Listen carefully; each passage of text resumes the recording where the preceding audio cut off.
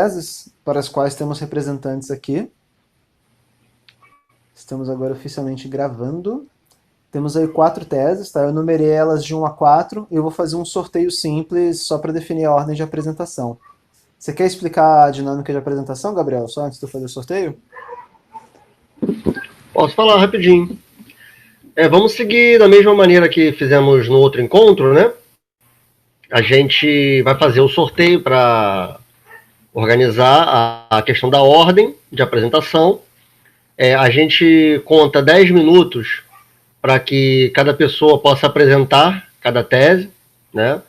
Aí eu dou uma controlada no tempo, quando estiver faltando 1 minuto eu aviso, né? Para a pessoa poder começar a concluir.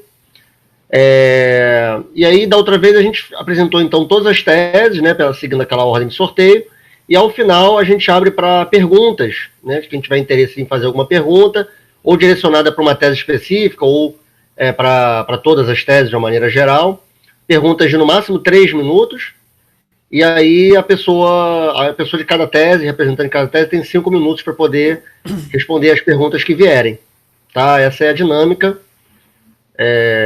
Enfim, a princípio a gente abre para 3 perguntas, né? Mas de repente se tiver mais também, eu acho que não, né, não tem problema. Hoje também não tem tanta gente assim, tá? Então fica dessa maneira, tá? Então a tese acaba tendo aí 15 minutos para poder apresentar em 10 minutos e responder perguntas em 5, tá bom? Tranquilo? Alguma dúvida? Então pode rolar o sorteio aí, Thiago. Beleza. Vou compartilhar aqui a tela, inclusive, para vocês poderem acompanhar. Estou usando um sorteador simples, tá? Ele vai praticamente, na verdade, só pegar essa numeração de 1 a 4 e colocar numa ordem diferente. Então, vou fazer um teste aqui, por exemplo, sortear 8 números de 1 a 8. Se eu fizer isso, ele reordenou, tá? Então, só para saberem como funciona, vou fazer agora o sorteio oficial. São 4 teses, então vou pegar 4 números de 1 a 4. Beleza? Alguém tem alguma dúvida? Tranquilo, né? Vou fazer o sorteio aqui então. Ordem inversa, né? A gente começa então com a tese da esquerda radical, depois por um partido revolucionário da classe trabalhadora, depois por um pessoal que ousa lutar, por um pessoal independente, e termina a apresentação com o pessoal nas ruas contra o Bolsonaro e o ajuste fiscal. Beleza? Ordem diretamente inversa. Vou fechar aqui o sorteador e bora. Bom, gente, então vamos lá, vamos começar. Todos aqui me conhecem, né? A Marinalva também já me conhece, de outras lugares. Carnavais. Então vou dispensar as apresentações, né? Vamos logo para o debate. Então, Marinalva, né, que é a tese da esquerda radical, que é a número 4, que vai começar, então, a apresentação. Marinalva, toda sua. 10 minutinhos aí, tá? Eu te aviso aí, faltando 1 minutinho. Tá, eu queria que você me avisasse faltando 3, mas primeiro que eu estou muito feliz, porque nós não tivemos esse tempo em lugar nenhum, tá? Geralmente são 5, 7 minutos. Então, estou me sentindo extremamente confortável com esse tempo. Que ótimo. Maravilha.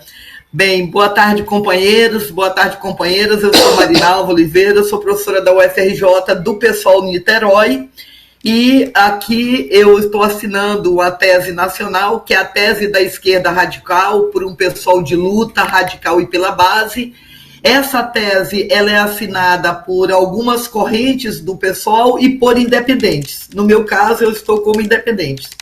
Então, a tese ela é dividida em conjuntura internacional, nacional, é uma tese enorme, tem mais de 1.000 assinaturas, mas, logicamente, que na apresentação das plenárias a gente faz um recorte e eu posso tranquilamente disponibilizar a tese para vocês depois completa, né? Bem, então agradecer aqui o espaço de estar entre companheiros e companheiras, né? Somos de município diferente, mas nos conhecemos sempre do lugar da luta.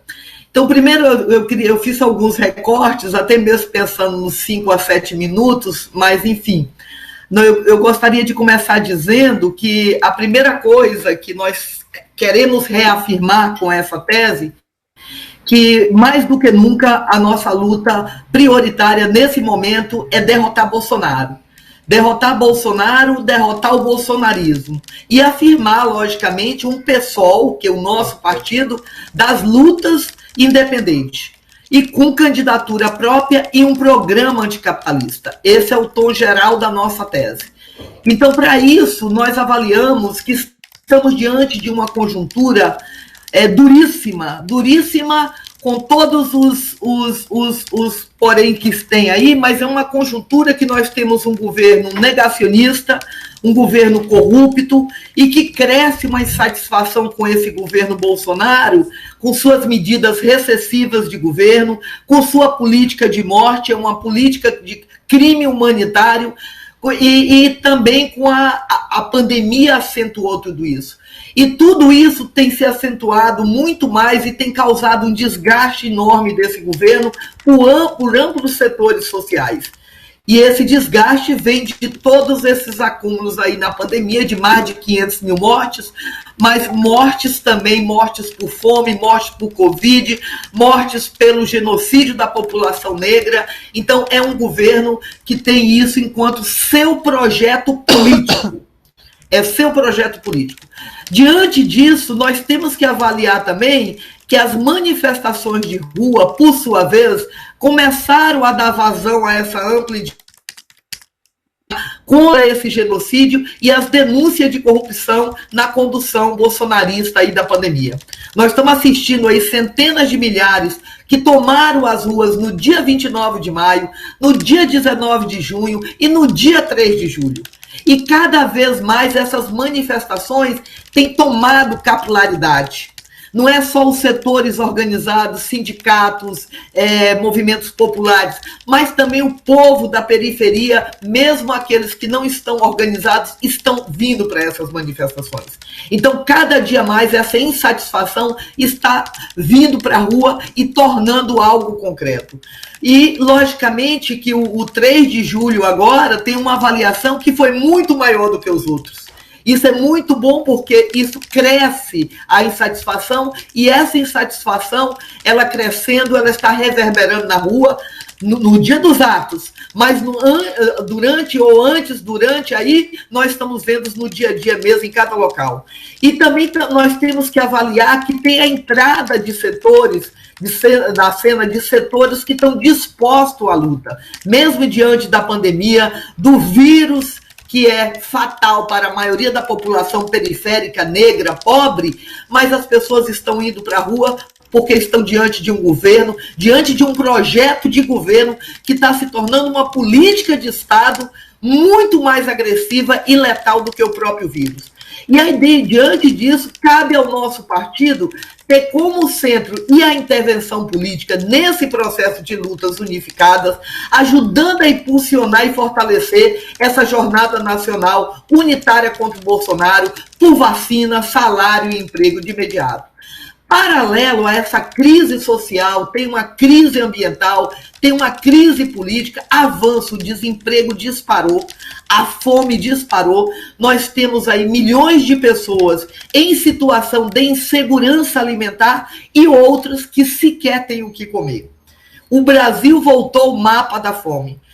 E, aliado a isso, nós temos também a contra-reforma administrativa que corre a passos largos no Congresso, já foi aprovada na Comissão de Constituição e Justiça.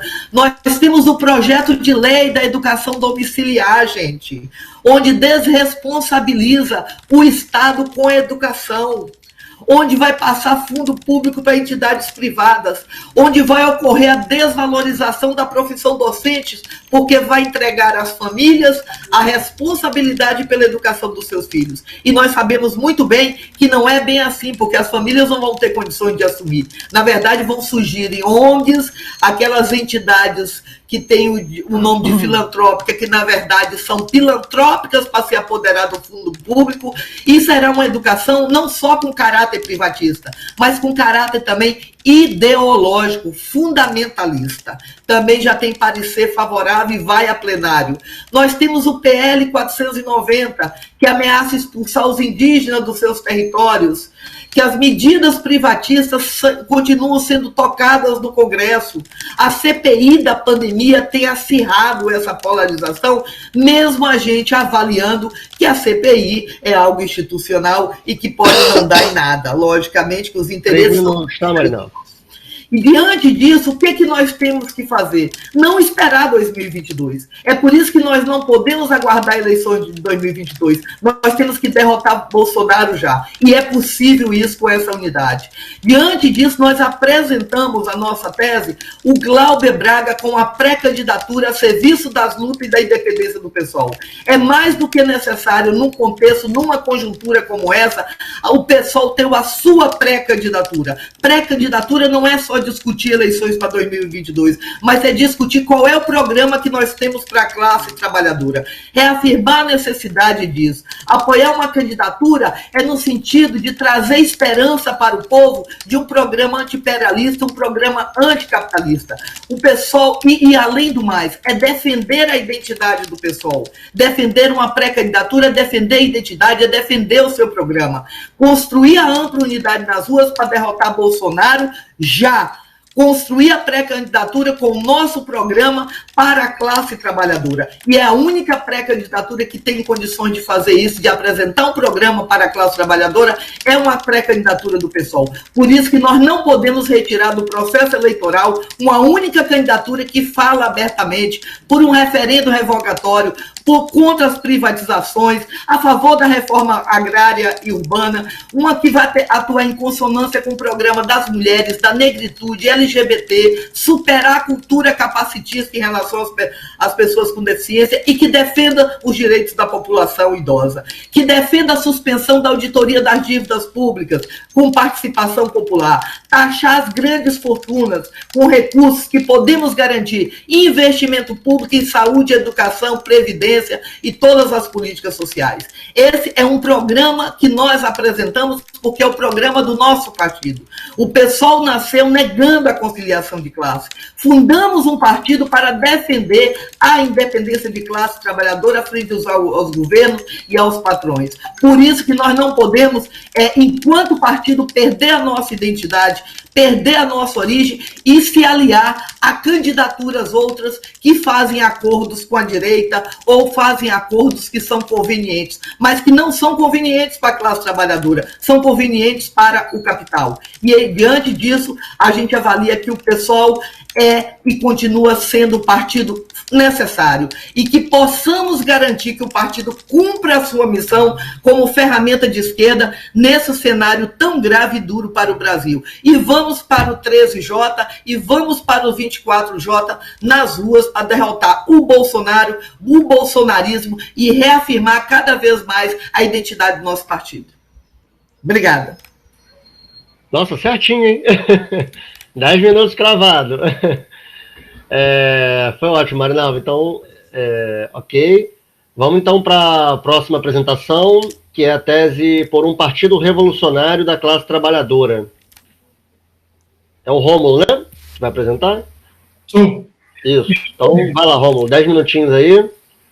Eu te aviso aí quando faltar 3, 2 minutos, eu te aviso, tá? Ok. Primeiro, reforçar uma fala da Marinalva de que a gente realmente não tem esse tempo todo, é muito bom, e assim, não tem debate quando você não tem tempo para apresentar a sua visão, né? E é um problema desse congresso do PSOL agora, primeiro, esse formato, é um formato que muito pouco debate tem, e um formato em que não vincula a participação nas plenárias, ou seja, no debate com a votação. Ganha quem não, ou seja, esvazia as plenárias e ganha quem tem capacidade de pagar um ônibus, 10 vans e levar o pessoal para votar. Né? Então esse seria o primeiro ponto. Nossa tese é a tese por um partido revolucionário da classe trabalhadora. Meu nome é Rômulo Correia, eu sou da Centralidade do Trabalho, corrente interna do PSOL. E a nossa premissa é de que não há um partido revolucionário da classe trabalhadora na atual conjuntura. E na verdade, nunca houve na formação histórica brasileira esse partido. Nós tivemos dois partidos políticos de relevância, ou seja, partidos políticos do proletariado. Vale lembrar que a luta de classes ela é uma luta política, e para ser bem sucedida nessa luta, o proletariado, a classe trabalhadora, ela precisa se organizar enquanto partido político. E na história da nossa formação social, nós tivemos dois partidos que tinham essa proposta e que adquiriram certa relevância, pelo menos nos setores mais organizados da classe trabalhadora, que foi o PCB e o PT. E mesmo assim, em momentos muito, muito curtos, porque não basta você ser um partido que se proclama revolucionário, que se proclama socialista, é preciso ser reconhecido pela própria classe, né? Nós temos vários partidos e organizações que se proclamam como tais. Mas, no momento histórico em que a classe reconhece esse partido como a sua vanguarda política, nós temos, na história de um determinado país, um partido revolucionário da classe trabalhadora. O PCB teve esse seu momento, sobretudo no pós-45, entre 45 e 47, onde foi o ápice, ele era um partido de massas, teve mais de 200 mil filiados, mas se perdeu na linha política da Frente Única com a burguesia nacional, a estratégia nacional democrática. E o PT é o último desses partidos que surge a partir das greves do fim dos anos 70, e nesse ciclo de greves, vale lembrar aqui uma dica desse gênio político, que é o Lenin, que para você analisar a luta de classes em determinado país, você tem que pegar a espinha dorsal, ou seja, a estrutura dessa luta, que é o ciclo de greves. E se você analisar o ciclo de greves que teve ali no fim dos anos 70, ele teve como saldo político e organizativo o surgimento do partido da classe trabalhadora, que foi o PT. E eu, assim, sendo bem cortês com o PT, ele foi esse partido legitimamente no discurso e na prática, pelo menos de 1980, quando ele surgiu, até 82, quando foi a primeira eleição, não foi eleição para presidente, mas foi eleição para todos os outros cargos. A partir dali, daquela derrota eleitoral, o partido, a cada eleição, ele vai rebaixando sua pauta, vai rebaixando seu caráter classista, vai se colocando um partido muito mais social-democrata e vai iniciando a aproximação com os interesses da burguesia, culminando em 2002 com a Carta ao Povo Brasileiro, a eleição de Lula, em seguida a nomeação do Henrique Meirelles para o Banco Central, a reforma da Previdência e a continuidade de toda a agenda liberal que era tocada pelo Fernando Henrique de maneira muito mais competente. Por quê? Porque domesticando a classe trabalhadora. Tanto através da repressão, vamos lembrar que no PT também teve repressão dos governos petistas, mas muito mais através da cooptação das lideranças dos movimentos populares e sindicais. Então, há um desmonte da organização da classe trabalhadora. Esse papel do PT é o mais nefasto possível que ele poderia ter tido. E aí nós tivemos mais um ciclo grevista, mais um ciclo de ascensão a partir da crise econômica que se inicia em 2012. E nós temos esse ciclo que dura de 2012 até 2017, a 2018, por aí. Um ciclo tão intenso e longo quanto o que fez surgir o Partido dos Trabalhadores. E desse ciclo, onde demonstra que a classe operária não está morta, muito pelo contrário, ela estava lá movimentando as estruturas e sacudindo as estruturas do próprio sistema econômico e político. E o que acontece é que essa greve, muito pelo refreamento que sofreu das lideranças do próprio PT e das lideranças sindicais, ela não tem nenhum saldo político organizativo. O resultado é uma frustração da classe trabalhadora, uma desmoralização das forças de esquerda e a total descrença tanto nas direções sindicais em particular, quanto no próprio sistema político em geral. A partir de 2017 e 2018, tem pela classe trabalhadora uma descrença no sistema político e, por conseguinte, uma crise de representatividade. A classe trabalhadora reconheceu que não tem mais representação política. Ela não reconhece mais no Partido dos Trabalhadores, grande parte dela, o seu representante, o representante dos seus interesses de classe. Logo, ela não tem mais partido. Como consequência, nós avaliamos que a eleição de Bolsonaro, sendo o único candidato que diz que é contra o sistema, se coloca contra o STF, diz que o STF é um bando de corrupto, o parlamento é um bando de corrupto, a mídia mente, tudo verdade, e se coloca dizendo que vai mudar tudo isso que está aí. E a classe trabalhadora, já fragmentada, já descrente na esquerda, não como classe, mas como indivíduos, votam nesse sujeito e elevam ele a presidente da República. O resto nós sabemos, ele não cumpre o que promete, e a crise de representatividade permanece, e nós permanecemos, a classe trabalhadora permanece sem um partido político próprio, muito menos um partido revolucionário. O PSOL claramente não é esse partido ainda, porventura ele pode ser, esse processo congressual é de suma importância para saber que tipo de rumo o partido vai tomar. Acabei de ver a notícia agora que saiu que o Diretório Nacional do PSOL foi derrotada a proposta de candidatura própria para a presidência, ou seja, isso já indica o tipo de luta que a gente vai ter aqui nesse Congresso. O que está se apontando é o PSOL se rebaixar a ser mais um dos satélites do PT, e muitas correntes dizem aí, não, nós somos a favor da frente de esquerda, só que uma frente de esquerda com o PT, e sabemos que o PT ele não se submete a qualquer outro partido de esquerda, é atuar pela frente ampla também. E o PT não surpreende mais ninguém. Ele deixa muito claro qual é a política dele, a política de conciliação. Desde já e a cada dia ele reforça essa tendência. Então, o que se coloca no PSOL é precisamente 3 minutos, tá, Romulo? Obrigado. É a problemática de saber qual é a função histórica. O PSOL, ele surge, a função histórica do PSOL, quando ele surge, é superar o PT. É reconhecer o fracasso histórico do petismo e a superação pela esquerda do PT. Quando surge Bolsonaro, principalmente, o que acontece com a maioria das esquerdas é um rebaixamento dessa pauta, uma submissão à política petista, à hegemonia petista. Isso é o que acontece, sobretudo, com o PSOL. A camarada anteriormente falou que tem que derrotar o bolsonarismo. Como fazer isso? O bolsonarismo é a única alternativa radical para diversas camadas da classe trabalhadora. Eu digo que a alternativa é preciso oferecer uma alternativa radical de esquerda. E o que a esquerda faz é precisamente o contrário. É moderar o seu discurso, é fazer uma defesa da democracia em abstrato e submeter, mais uma vez, a política petista. Esquecer por que surgiu, por que o PSOL surgiu. Então, para concluir, sobretudo com relação às manifestações de rua, e aqui fazendo uma homenagem ao núcleo Rosa Luxemburgo, tem um texto muito bom da Rosa Luxemburgo, que é E Depois o Quê?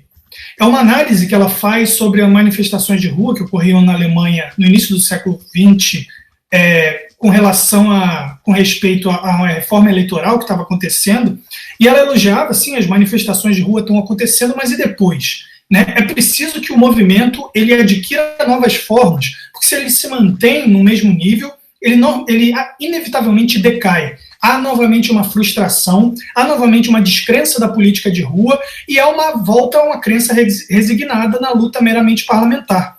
Ou seja, se essas manifestações elas fracassam, o que volta é a crença na CPI, liderada por partidos burgueses. É novamente a crença na oposição ao bolsonarismo feita por uma via meramente parlamentar.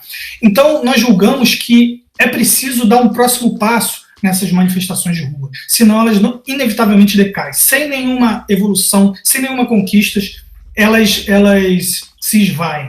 Então, nós julgamos que, e a própria Rosa dizia isso, o próximo passo é uma greve. É uma greve de massas. É lógico que não basta convocar uma greve que ela vai acontecer. É preciso fazer uma mediação, e aí isso é papel das lideranças que convocam os atos, da pauta política contra o Bolsonaro com as pautas econômicas. Ora, nós estamos num período de databases, de campanhas salariais. A questão do trabalho, a questão das condições de vida dos trabalhadores, ela precisa entrar como conteúdo desse Fora Bolsonaro. Porque meramente comida no prato e vacina no braço é algo que Bolsonaro, nesse último ano de mandato, pode entregar. Ele pode entregar isso, então esse conteúdo ele precisa se radicalizar. É preciso fazer uma junção das lutas econômicas com as lutas políticas e nós, nos nossos próprios sindicatos, no movimento estudantil, participar das assembleias e fazer também essa vinculação dessas pautas e lutas mais imediatas com a luta política pelo Fora Bolsonaro. Então, é inevitável... Conclui, tá, Romulo? Seu tempo acabou, pode concluir só, por favor. Ok, desculpe. É inevitável que as manifestações elas tenham que mudar de forma. Ou elas decaem, ou elas precisam se transformar num movimento grevista. E aí sim ganhar um conteúdo trabalhador, um conteúdo proletário. É isso, camaradas. Muito obrigado. Beleza, Romulo, valeu. Bom, o Siddhartha entrou aí agora, né? E ele tem uma tese para apresentar. E aí, para efeito de organização, para não mudar a ordem que a gente já programou, né? E até no chat nós já conversamos aqui, ele concordou então de ser o último a apresentar, tá? Ele até botou o nome aqui, daqui a pouco, é a tese Pela Vida por Direitos, construindo um pessoal independente e ecossocialista, tá? Então, tem uma quinta tese e ele vai apresentar, então, na ordem do quinto a se apresentar, tá? Bom, continuando, então, a nossa organização é agora a tese Pessoal que Ousa Lutar, por um pessoal independente, que é o Carlos, né, que vai apresentar. Pode começar, Carlos. Boa tarde, vocês me ouvem bem? Tô ouvindo. 10 minutinhos, eu te aviso aí uns 3 minutos para acabar, tá? Beleza, obrigado. Boa tarde a todas, todos e todes.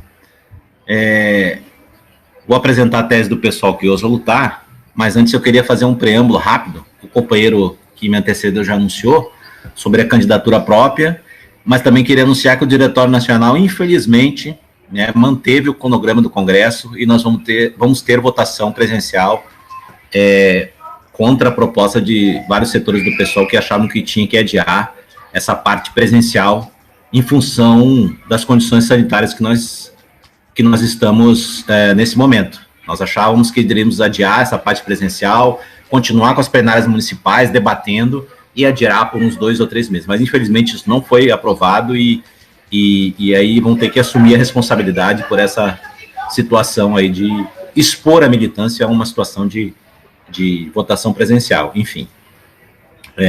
Segundo que eu fiz questão de vir aqui, porque eu vim na primeira plenária, né, foram só as teses estaduais, eu fiz questão de vir aqui porque acho que o pessoal Maricari tem uma peculiaridade importante para o nosso debate, que é estar num município que é governado pelo PT, né, e mesmo assim mantém a sua independência, e se mantém coerente na política de bater nos governos do PT, que não é bater por acaso, né? É bater pela política que todo mundo conhece, que o PT leva à frente dos governos e da prefeitura. Bom, vou entrar na defesa da tese agora, propriamente dita. Nossa tese é Pessoal que Ousa Lutar. É assinada pelo camarada Ailton Coelho, deputado estadual do pessoal da Bahia, assinada pelo camarada Fernando Carneiro, que é vereador do nosso partido em Belém do Pará, onde temos o governo do PSOL, assinado pelo camarada Jonathan Monteiro, o Rasta, que foi o vereador mais votado da cidade de Feira de Santana, na Bahia, que é a segunda cidade do estado, pela camarada Mira, que é coordenadora do Movimento dos Trabalhadores Sem Teto da Bahia, grande Mira, que foi candidata numa chapa coletiva de mulheres negras periféricas em Salvador, pela camarada Zilmara Verita, que hoje é da Comissão de Ética do Pessoal Nacional e já foi direção nacional da Executiva, pelo camarada Rogério Silva, que é da Executiva Nacional do PSOL, e pelo camarada que muito nos orgulha, que é Anísio Guató, que é um indígena do Mato Grosso do Sul, né, e que é um indígena não aldeado, professor, e que defende também a nossa tese do pessoal que ousa lutar, e muitos outros e outras que são da PS, que são independentes. Primeiro, nós começamos caracterizando a conjuntura nacional como uma crise prolongada do capitalismo, né, a crise cíclica, de perda de acumulação do capital. Mesmo que o capitalismo tenha conseguido chegar em continentes que antes não chegava, Europa Oriental, em vários países que deixaram, com a caída da União Soviética, aderiram ao capitalismo, né, de forma precária, a perda de acumulação do capitalismo continua, né, o capitalismo rentista, que tem dinheiro na bolsa, mas não aplica nas economias nacionais, no crescimento do mercado nacional. O fim da bipolaridade também causa uma certa confusão, né? Por que a China comunista disputa o mercado capitalista? Isso é uma coisa que causa confusão nos trabalhadores do mundo inteiro, né? Mas a China aderiu ao capitalismo há bastante tempo e disputa esse capitalismo com os Estados Unidos e a Rússia. E, em menor grau, depois da crise, os tigres asiáticos. Então, precisamos entender essa conjuntura internacional como os trabalhadores também nunca deixaram de lutar pelos seus direitos, seja em qualquer parte do mundo. Mas eles não têm uma alternativa de programa socialista, de programa popular, que consigam disputar com a burguesia a hegemonia nos seus estados. Para isso é importante. América Latina, nós achamos que os ventos estão soprando um pouco para a esquerda, né? Depois de uma década quase de governos neoliberais, de governos do atraso do neoliberalismo, no Chile, no Peru, na Argentina, Bolívia, Colômbia, Paraguai, o povo foi para a rua, né? Em alguns lugares ele conseguiu transformar essa força do povo na rua com força eleitoral para disputar a hegemonia por dentro do Estado. Então, na América Latina, e o Brasil sempre ficou de costa para a América Latina, olhando para os Estados Unidos e para a Bolsa de Valores, precisamos olhar essa experiência com mais carinho. E uma coisa é certa, se não tiver povo na rua, se não tiver povo disputando, não tem disputa de hegemonia. Podemos participar de processos eleitorais, mas não vamos conseguir derrubar a classe dominante. Vindo para a realidade nacional, é preciso caracterizar bem o governo Bolsonaro para a gente não cair no erro na tática ali na frente. Eu acho que esse é o principal problema que nós temos levantado na nossa tese. Nós vivemos uma hegemonia burguesa e uma tutela civil, militar, burguesa sobre o governo Bolsonaro. Essa tutela militar, ela vem durante toda a República. Desde a fundação da República, os militares sempre tiveram hegemonia, sempre tiveram força nos governos. Nós vivemos poucos tempos de democracia burguesa. Agora, no governo Bolsonaro, isso se aprofunda, porque nunca teve tanto militar no governo como agora, mais do que a ditadura, inclusive, se a gente for apreciar os números. Então, é um governo neofascista que flerta com o autoritarismo, que tenta implantar. O sonho do Bolsonaro é ser um ditador no Brasil, com plenos poderes, com o apoio dos militares, das polícias militares, da maioria das polícias militares, não todas, e tal.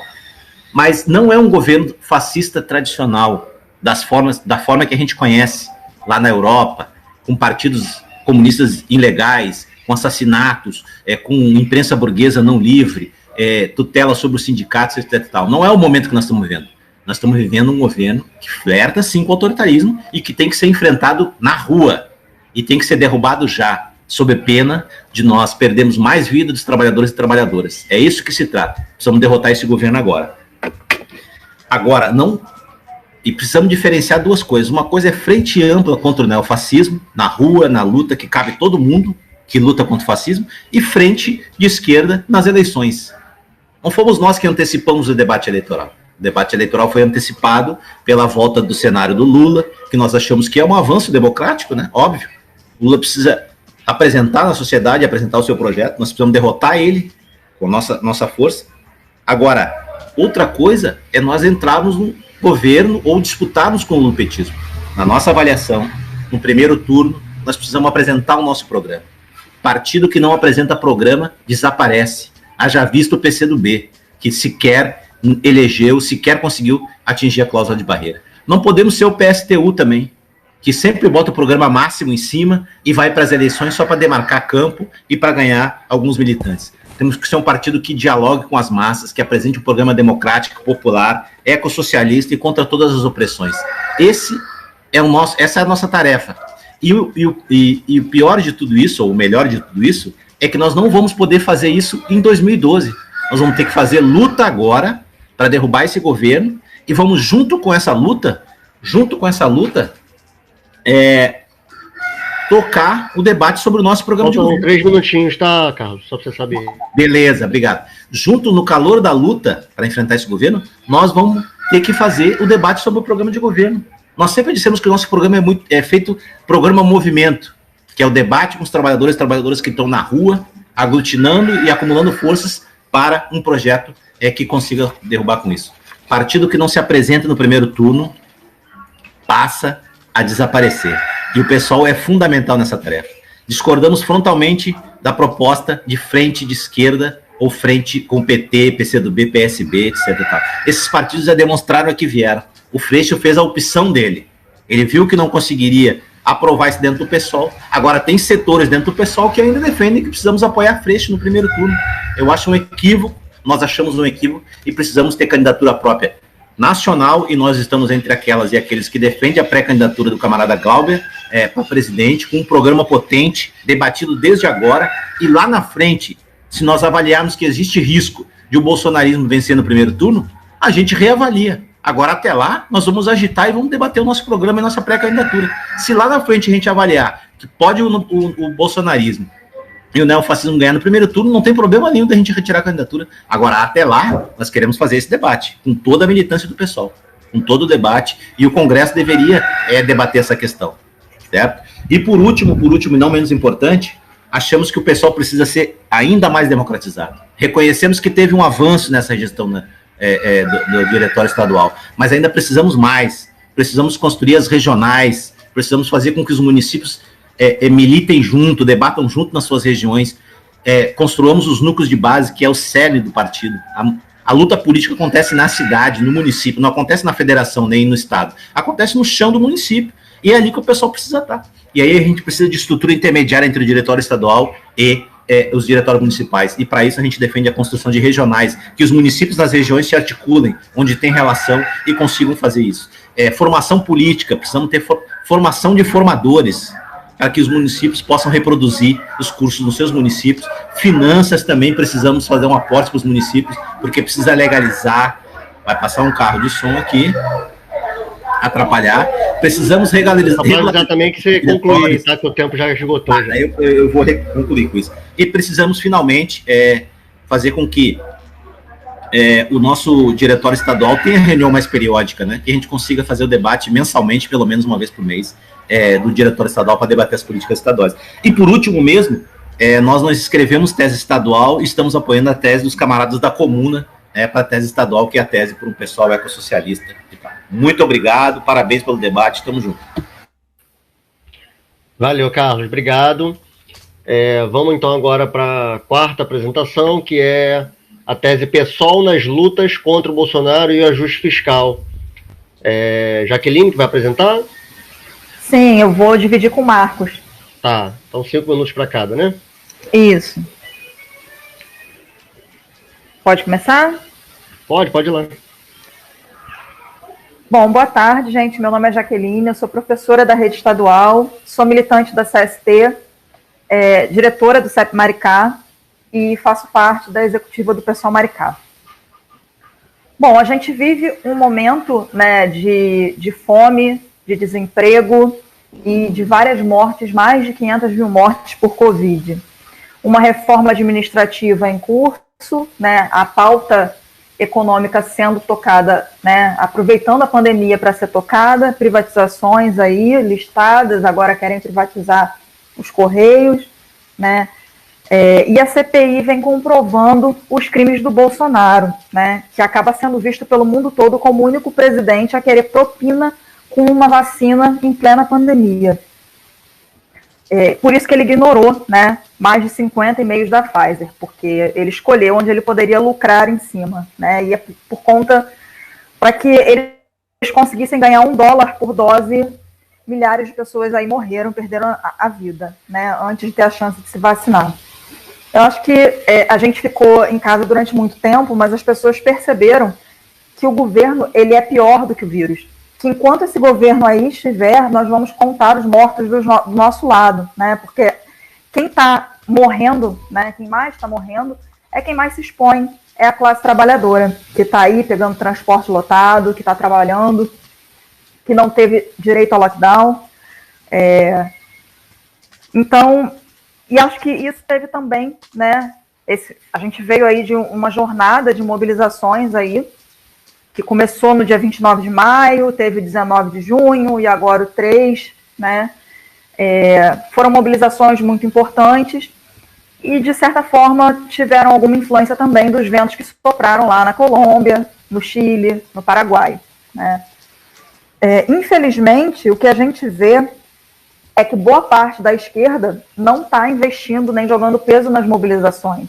A gente vê, né, o Lula, o PT, o PCdoB tentando desgastar o Bolsonaro para eleger o Lula em 2022. Né? O Lula até agora, só o boneco dele que foi para o ato, porque ele não se manifestou sobre isso, ele não chamou para o ato, ele não participou dos atos. O Quaquá, né, que a gente conhece aqui, né, em Maricá, nosso velho conhecido, inclusive falou que é um absurdo fazer ato na pandemia. Né? Tentou desmobilizar ainda. E o Quaquá, apesar dele ser aqui de Maricá, a gente vê o Quaquá como uma pessoa espalhafatosa, o cara fanfarrão aqui de Maricá, ele não é só isso, ele é presidente do PT do Rio de Janeiro. Né? Então ele ocupa uma posição muito importante dentro do partido e estava desmobilizando para o ato. Esse mesmo Quaquá 1.500 pessoas durante a eleição do ano passado dentro do Maricá Esporte Clube para eleger num evento da campanha do vereador que ele apoiava. Então, são 2 pesos e 2 medidas. Pode entrar no estádio lotado, mas não pode ir para o ato contra o Bolsonaro, porque aí o vírus é perigoso, né? Então, a gente vê que a pandemia, né, está sendo, na verdade, usada por boa parte dessa esquerda para desmobilizar, né? E, infelizmente, a maioria da direção do PSOL, né, corrente como a Primavera, a Insurgência, a Resistência, estão reféns dessa política, né? Estão na mesma linha de desgastar o Bolsonaro para eleger o Lula em 2022. A gente acha que é uma estratégia errada, né? As pessoas estão morrendo de fome e de Covid, e é muito complicado você falar com uma pessoa que está passando fome, que está desempregada, que está morando na rua, né, que não tem o que colocar no prato, que não tem o que colocar para alimentar os filhos, que não tem a comida para colocar na mesa, que ela tem que esperar até 2022, que tudo vai se resolver em 2022, quando o Lula voltar, né? E também não faz nenhum sentido se juntar, né, fazer uma aliança com o PT, né? E o PT, o que a gente está vendo é ele novamente se juntando ao MDB, ao DEM, ao Sarney, ao Renan, ao Eduardo Paes, né? O que a gente vê é o PT se juntando com as pessoas que ajudaram a colocar o Bolsonaro no poder. Então não faz o menor sentido que para derrotar o Bolsonaro a gente tenha que se juntar com essas pessoas. A gente considera que é uma estratégia errada, né? E o que o PT quer, na verdade, não é fazer um governo que vai beneficiar a classe trabalhadora. Eles querem reeditar um governo de conciliação de classes, né? Que a gente conhece bem, principalmente quem é daqui de Maricá, porque a gente nunca deixou de viver, né, desde 2008, um governo de conciliação de classes, que é o que a gente vê na nossa cidade. O ônibus é de graça. Sim, o ônibus é de graça, mas ele está pagando a mesma empresa que sempre monopolizou o transporte no município para prestar o serviço. E parece que estão ganhando por quilometragem. Então, a Amparo não deixou de lucrar, né? Não deixou de lucrar nenhum centavo, né? Mas o ônibus é de graça, sim. Né? É um governo claramente de conciliação de classes. Existe um ganho para o trabalhador que não tem que pagar o ônibus, mas o empresário ele continua lucrando. E isso é muito fácil de fazer quando existe dinheiro, que é o caso de Maricá, que tem aí os royalties do petróleo. Mas a gente vive um momento de crise econômica. Tá, já vou passar para o Marcos. Então, isso seria bem complicado, né? Esse governo de conciliação de classes agora. Então, o que nós da CST defendemos é a mais ampla unidade de ação nas ruas, né? Nas ruas que a gente vai derrotar o Bolsonaro, derrotar o ajuste, derrotar as medidas que achatam, né, o salário do trabalhador, que nos empobrecem, né, as medidas que nos prejudicam.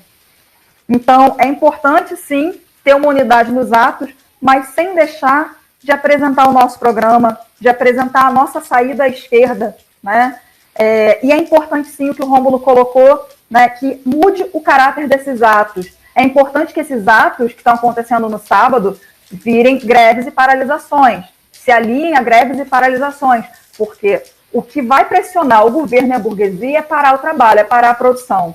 Então, é importante, sim, que as centrais sindicais e os sindicatos se movimentem nesse sentido de mobilizar as categorias para parar, não só ir ao ato, mas para parar no dia do ato, né? E fazer uma greve, fazer greves e paralisações junto com os atos de rua.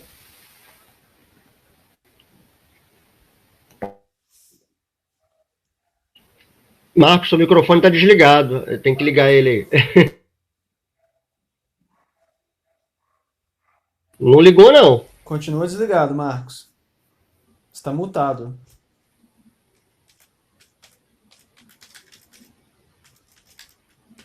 Tem que apertar onde tem a imagem de um microfonezinho aí. Deve estar com um traço em cima, você tem que tirar esse traço.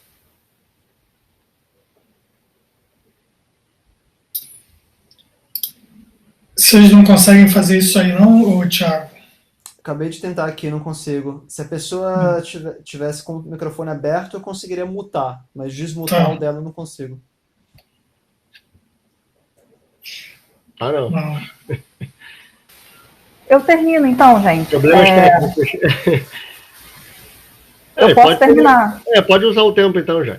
Tá, quanto tempo tem, Gabriel? Só para eu ter uma ideia. 3 minutos. Não contei com esse tempo agora que passou, não. 3 minutinhos. Tá bom.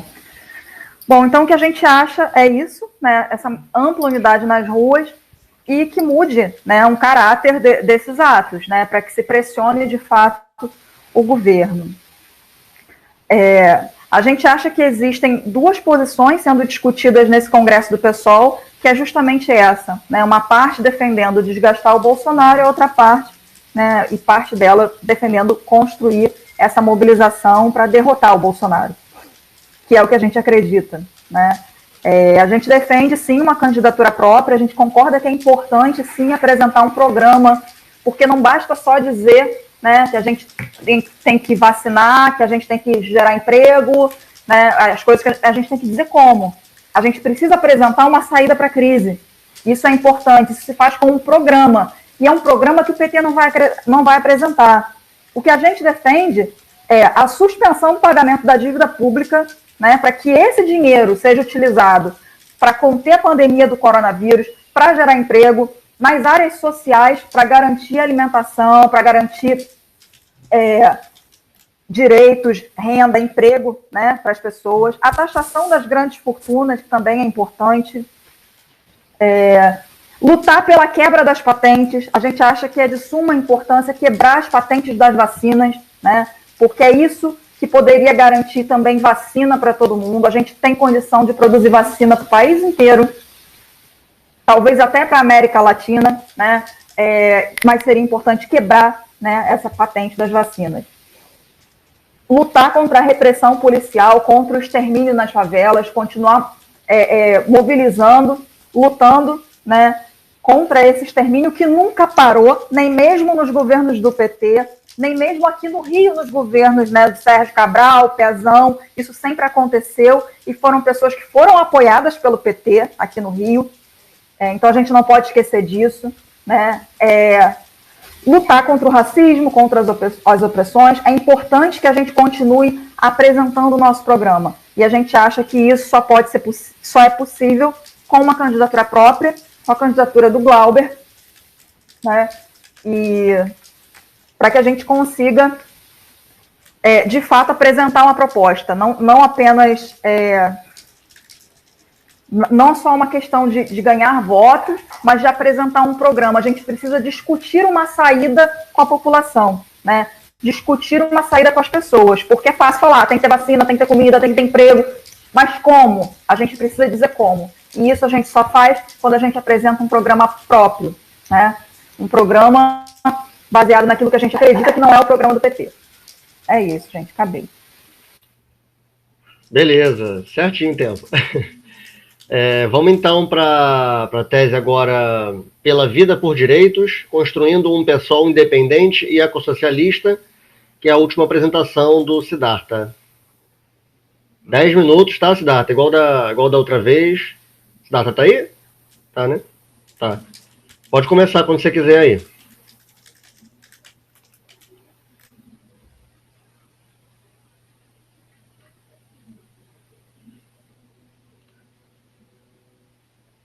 Siddhartha tá ouvindo?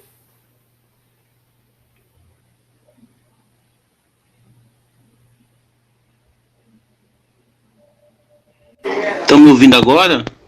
Agora sim, Marcos. Siddhartha... Siddhartha... Mas estão me ouvindo, né? Estamos ouvindo, Marcos. Não estamos ouvindo o Siddhartha. Agora é a vez do Siddhartha, mas ele não tá... Você tá com o microfone desligado aí, Siddhartha. Tem que botar ele para abrir aí. Tá bom. De repente é a mesma coisa que o Marcos travou aí, não sei. Ele não tá conseguindo ligar o microfone, mas ele vai entrar de novo aí.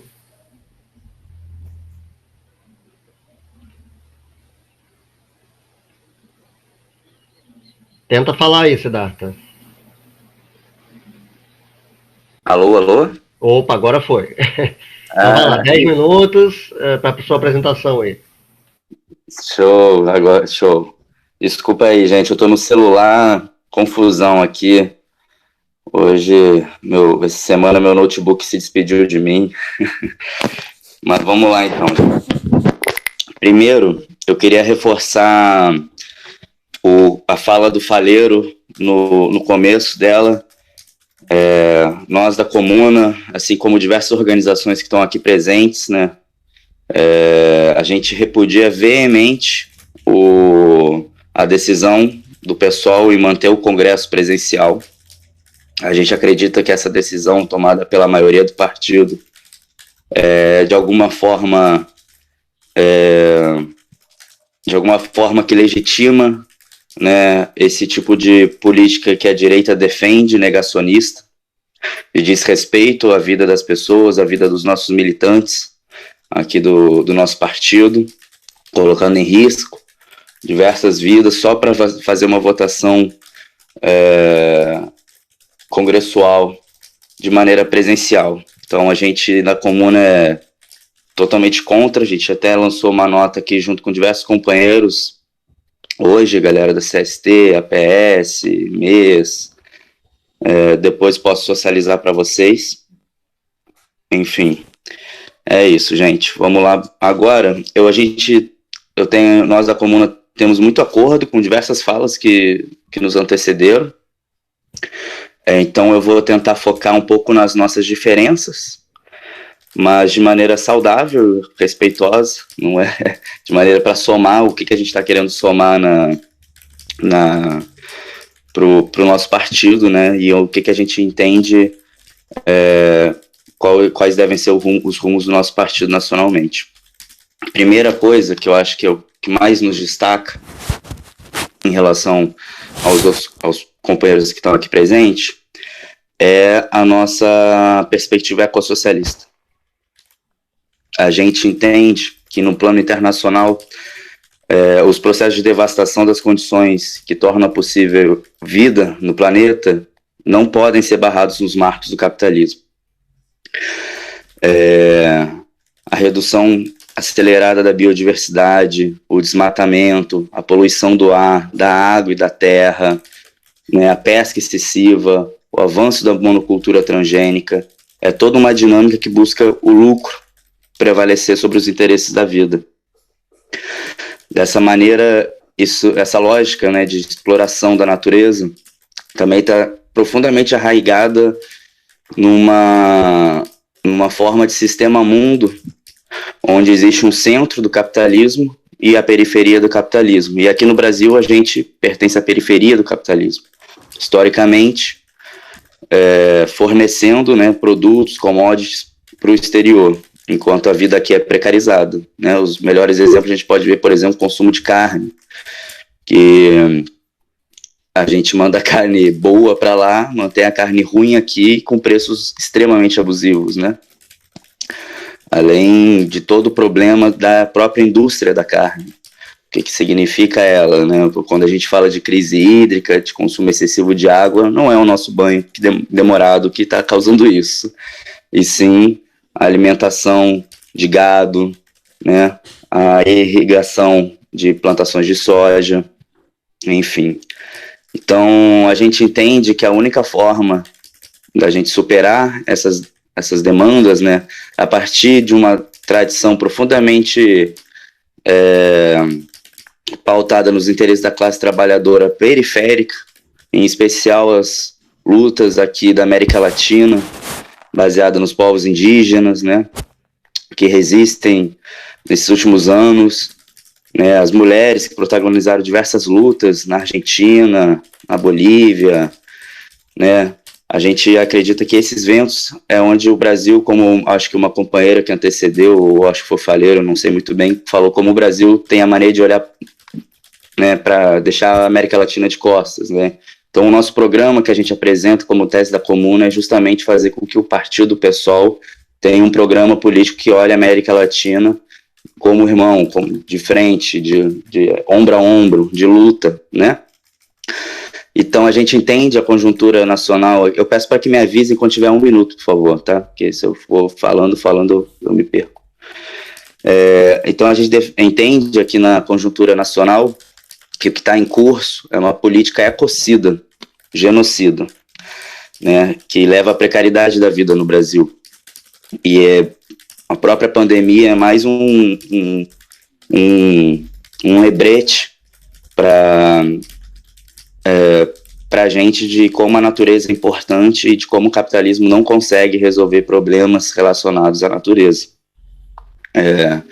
Então, a gente está com mais de 500 mil mortos na nossa nação, e por essas e outras que a gente é profundamente contra o Congresso Presencial do PSOL. A gente acredita que a única forma de estancar os números, o avanço dos números das mortes, é ocupando as ruas. E a gente não acredita que há contradição nisso. Como apontou também a companheira, acho que Jaqueline, falando que o Quaquá, o PT, desmobilizou as mobilizações de rua com o argumento da pandemia. Nós não acreditamos nisso. Nós acreditamos que a luta tem um caráter pedagógico e representa um sentimento de coragem e a oportunidade de apontar para um futuro diferente, e não como um instrumento para cálculo eleitoral, como um setor da esquerda majoritária, né, pseudo-esquerda, centro-esquerda, como o PT, PCdoB e outros partidos políticos, e como algumas correntes dentro do PSOL acreditam que a gente deve esperar as eleições, né, fazer o Bolsonaro sangrar. Essa é a política. Por mais que, se a gente vê demonstrações desse partido, ou das figuras públicas desses partidos, ou dessas correntes, afirmando de vez em quando o impeachment, afirmando a necessidade de derrubar o Bolsonaro agora, muitas vezes são discursos vazios que não têm prática, né? E a prática é o critério da verdade. Então, nesse sentido, a gente acredita que a gente tem que reafirmar não só no discurso, mas também no nosso cotidiano, no nosso dia a dia, essa construção de luta. Portanto, a gente defende uma candidatura própria do PSOL no primeiro turno. A gente acredita que a gente tem que reafirmar, sim, o nosso partido, a nossa história, nossa independência, porque a classe trabalhadora e grandes setores da esquerda liberal, pessoas com perspectivas progressistas, acabam enfrentando um sentimento que eu acho que é de carência de figuras públicas que realmente representem os anseios e as angústias. Por essas e outras que a gente entende que a classe trabalhadora não se via representada no projeto, começou a perder sua representação no projeto do PT e do Lula, justamente porque esse partido se associou ao centro político, à maneira de se fazer política no Brasil, não enfrentando e não tendo coragem de enfrentar a história escravocrata do país, a história de genocídio das populações indígenas, não tendo coragem de enfrentar o empresariado e a burguesia brasileira. E por essa falta de coragem do PT, a classe trabalhadora começou a se esvaziar nesse momento de representação, e o bolsonarismo cresce nessa pauperização da vida, né, precarização da vida que o neoliberalismo nos impõe de maneira internacional aqui no Brasil, e a esquerda cada vez mais enfraquecida e carente de representações políticas. E nós acreditamos que o PSOL, e a gente tem os dados, que o PSOL é o partido que mais cresceu no último ano. É um partido... Obrigado. Para concluir, é o partido que mais cresce no Brasil, não só no último ano, mas nos últimos anos. Tem um potencial incrível de justamente demarcar e fazer essa posição de independência política e de alternativa para a classe trabalhadora. Mas para isso a gente tem uma batalha aqui dentro do partido. Então, por isso que nós da Comuna agradecemos o convite do pessoal Maricá. Nutrimos um enorme respeito pelos companheiros. É um polo de resistência aqui no nosso estado do Rio de Janeiro. E nós fazemos coro a todos os companheiros também que defendem esse partido independente, defendem um partido aliado à classe trabalhadora de maneira sincera, honesta. E é isso, gente. Obrigado. Beleza, então, valeu, Siddhartha. Então, as cinco teses foram apresentadas, tá? Nós vamos, então, agora para a rodada de perguntas, tá? E quem quiser já ir se inscrevendo no chat, né, fica mais fácil para a gente organizar a ordem das perguntas, né? Eu acho que é mais fácil a gente fazer todas as perguntas, né, em sequência, e aí vocês anotam, né, quem for responder representando a tese, anotem, né, as principais informações e depois respondem tudo de uma vez só, dentro daqueles 5 minutos que eu acho que fica mais fácil, tá? Para a gente organizar. Por enquanto, só o Thiago que se inscreveu lá para fazer uma pergunta. Quem quiser, por favor, coloca lá o nome no chat, que aí a gente vai abrindo aqui para essa etapa, tá bom? Então, Thiago, por enquanto, é só a sua pergunta aí. Pode falar. Oi, pessoal, tudo bem? Primeiro, eu queria agradecer a apresentação das teses. Estou muito feliz de, ao contrário da primeira etapa desse debate, a gente ter tido hoje apenas teses comprometidas com o radicalismo anticapitalista e a vitória do Bolsonaro desde já, tá? Felizmente, hoje a gente não teve nenhuma tese absurda de conciliação com o petismo, então acho que palmas para isso. Acho que a gente conseguiu já na primeira etapa vencer esse tipo de discurso, ao menos aqui dentro do Congresso de Maricá, né, até pela maneira como a gente reagiu a esse tipo de defesa na época. Queria fazer uma pergunta bem simples, na verdade. Eu não sei se as pessoas aqui presentes tiveram a possibilidade de ler as teses das outras correntes que estão aqui sendo apresentadas, mas acho que todo mundo conseguiu ter uma boa noção dessas teses pelas próprias apresentações, né? E a minha pergunta, na verdade, é o seguinte, eu queria saber se algum de vocês que está aqui presente hoje vê algum impedimento na costura, na articulação de uma frente de articulação dessas teses em prol de uma apresentação de uma tese radical no Congresso Nacional. Ou seja, a minha pergunta é: alguém de vocês vê algum tipo de impedimento para a costura de uma aliança aqui de todas essas correntes e organizações radicais no Congresso Nacional? E se sim, será que esse impedimento poderia ser superado ou não? Enfim, é mais um convite aí para ver se a gente tem realmente acordo ou se existem... Quer dizer, desacordos sempre vão existir, mas será que existem desacordos que impediriam a nossa aliança aqui no Congresso Nacional? Essa seria a minha pergunta. Legal, Thiago. Alguém mais quer fazer pergunta para o debate?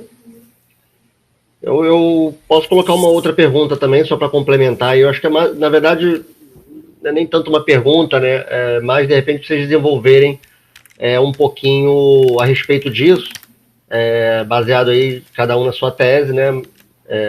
Sobre uma questão, né? Enfim, todos aqui, né? As 5 teses que foram apresentadas se colocaram, né? Numa importância fundamental da derrubada do Bolsonaro para hoje, né? Para agora. Perfeito, isso foi compreendido. E eu gostaria que, na verdade, vocês, de repente, discorressem um pouco mais sobre qual seria a próxima etapa, qual seria o próximo passo, né, num painel, né, de repente, vamos pensar aí, sei lá, semana que vem Bolsonaro caiu da presidência. E aí? Né, o que vamos fazer diante disso? Né, levando em consideração, enfim, que não é apenas o Bolsonaro, o Jair Bolsonaro, né, que representa todo esse emaranhado de desastres, né, que estão acontecendo aí no Brasil, né? Você tem lá Mourão, você tem lá outros representantes, né? Então, qual seria o papel do PSOL diante desse cenário hipotético de queda do Bolsonaro? Né? O que o PSOL teria que fazer, articular? Né? Qual seria o papel, de repente, de uma continuidade dos movimentos de rua, enfim? Né? Eu acho que vocês poderiam, de repente, desenvolver um pouco isso. Essa seria a minha pergunta. E Janice quer falar? Pode falar a sua pergunta aí, você consegue? Janice tem uma pergunta também. Ela botou no chat aqui, mas eu não entendi muito bem.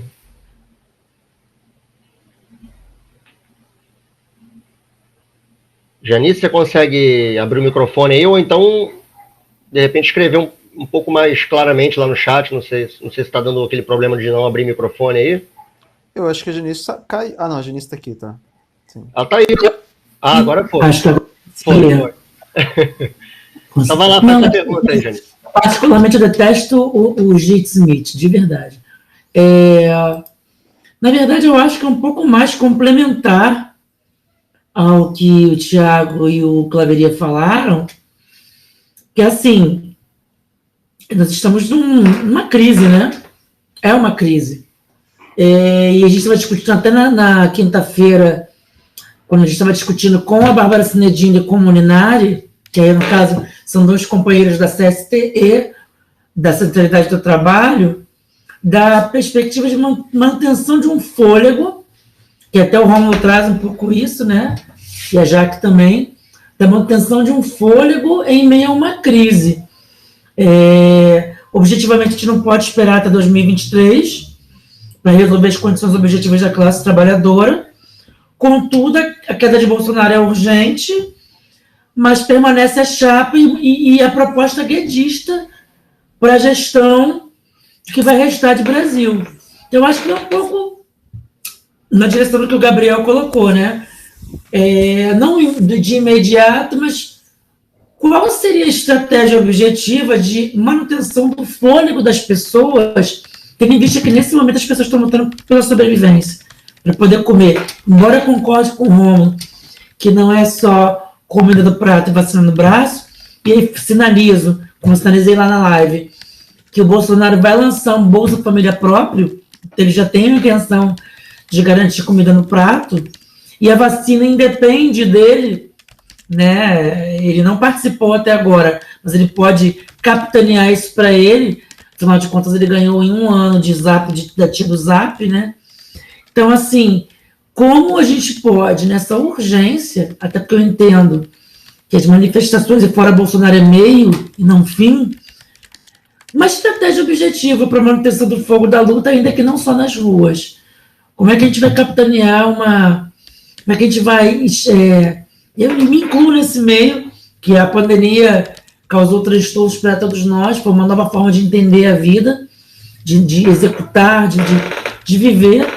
Como a gente mantém essas pessoas em luta, independente das ruas, né? E aí, eu acho que é uma pergunta que eu faço para mim mesma e coloco para vocês, embora eu acho que cada tese, a tese da Sodoma é mais generalista, a gente conseguiu discutir um pouco isso nas estaduais, é isso. Beleza, Janice. Mais alguém? Marcos? Vocês estão me ouvindo? Estamos sim. Fazer pergunta? Não. Eu só queria fazer uma sugestão, né? Para mudar a dinâmica. De repente, o último que se apresentou começar agora a responder. Não sei se todos concordarem com isso. Sim, se todos concordarem, eu não vejo problema, não. Podemos começar, então, pela última tese que se apresentou, né? E aí vai seguindo a ordem decrescente. Beleza. Bom, então, mais alguém ainda quer fazer alguma pergunta? Ou então podemos seguir aí as respostas apenas com essas 3 aí? Acho que ninguém mais, né? Tem pergunta, não. Então, vamos começar, então, pelo Siddhartha, né? E aí depois a gente vai gradativamente descendo, eu vou anunciando aí os próximos, tá bom? Siddhartha, então, respondendo aí a essas 3 perguntas. Tá? Pode ir lá, 5 minutinhos, tá? Estão me escutando? Sim. Ah, show. Tem que, né, garantir. Eu não peguei muito bem a fala da Janice, porque deu umas falhadas braba aqui, mas eu acho que a pergunta dela foi meio complementar, né? Então, eu acho que respondendo as 2 primeiras perguntas, acho que dá uma base. Bom, a gente da Comuna, né? A gente acredita, sobre a pergunta do Thiago, né? A gente acredita que a gente acha super importante a unidade da esquerda que defende o pessoal independente, né? Que defende, enfim, aqui está reunido aqui, né? Nessa apresentação de tese, a gente acredita. Eu acho que um primeiro passo importante foi a nossa nota que a gente lançou hoje em relação ao Congresso e reafirmando né, as nossas posições. Eu acho que esse é o caminho que a gente deve seguir. Só que eu, particularmente, Siddhartha, não estou fazendo parte dos espaços de direção e de decisão da minha organização atualmente. Inclusive, está sendo uma dificuldade muito grande cumprir algumas tarefas na organização e pelo pessoal, por conta, enfim, de questões pessoais, doutorado, desemprego, essas coisas que o bom brasileiro está passando. Também o militante também é afetado por essas coisas, né?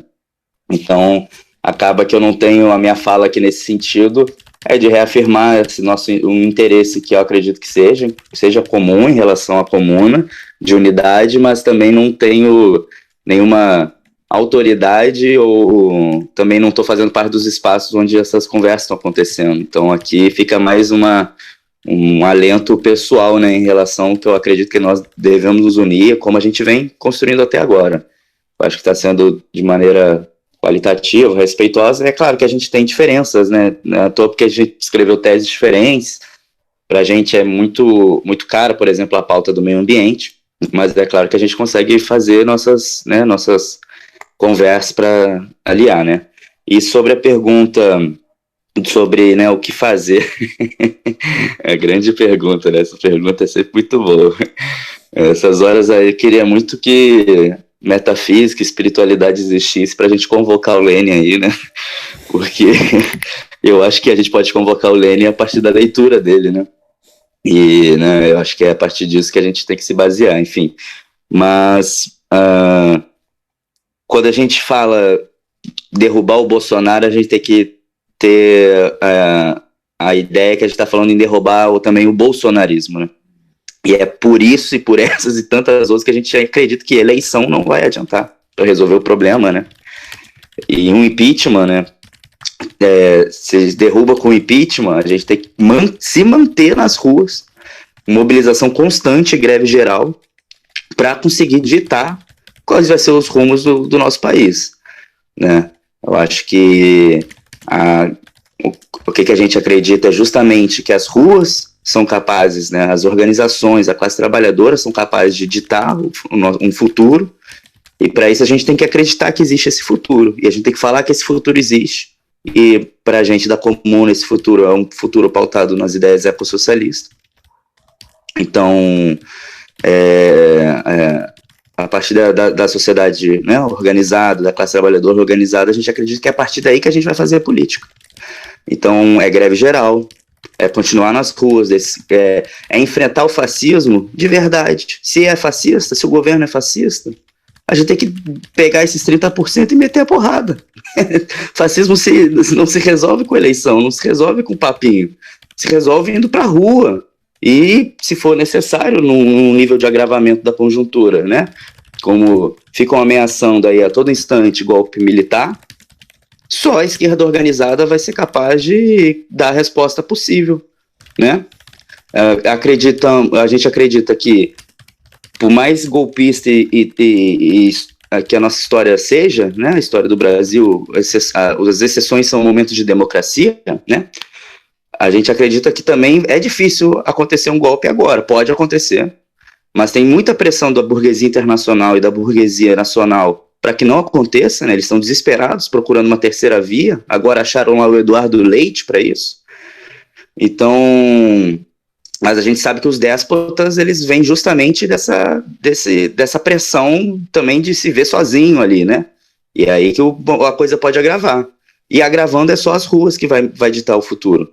E para isso é como volta a repetir, é a gente reafirmando que ideia de futuro que a gente quer e não tendo medo.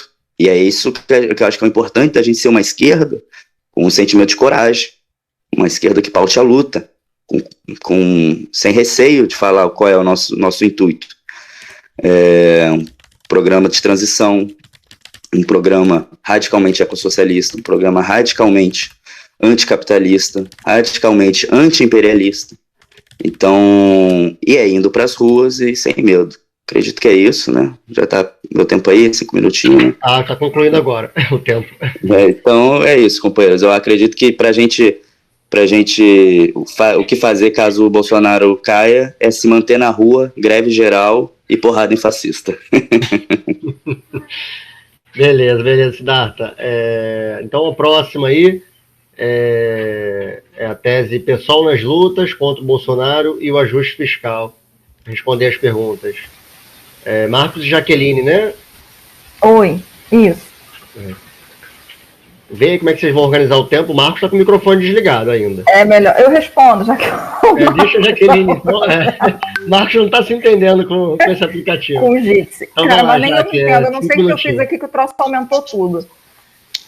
Não, estou ouvindo bem.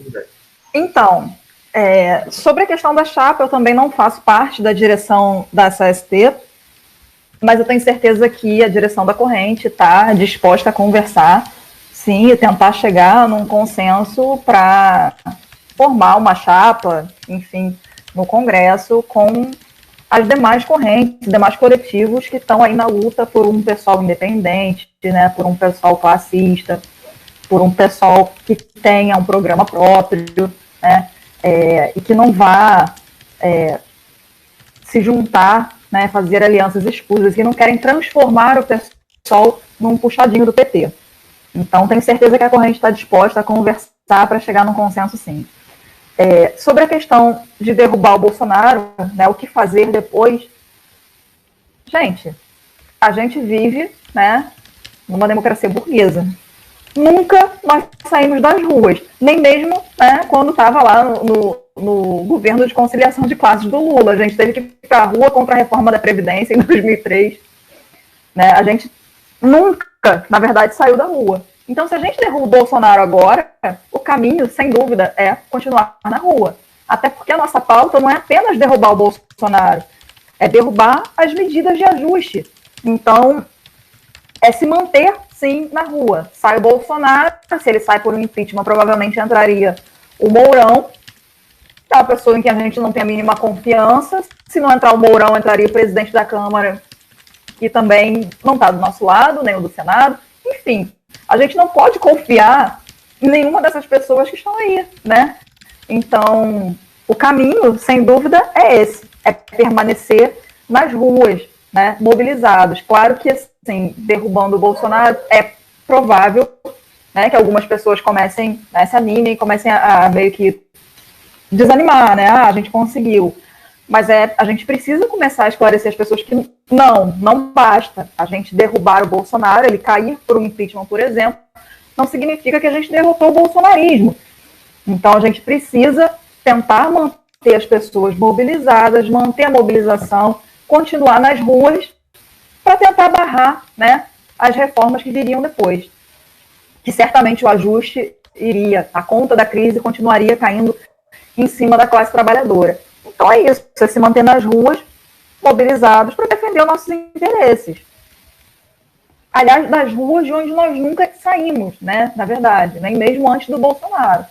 2013, né, estava aí, a gente estava na rua em 2013, foi um momento de grandes mobilizações. Então, o caminho é esse que a gente conhece bem, que é a rua, a luta e a mobilização.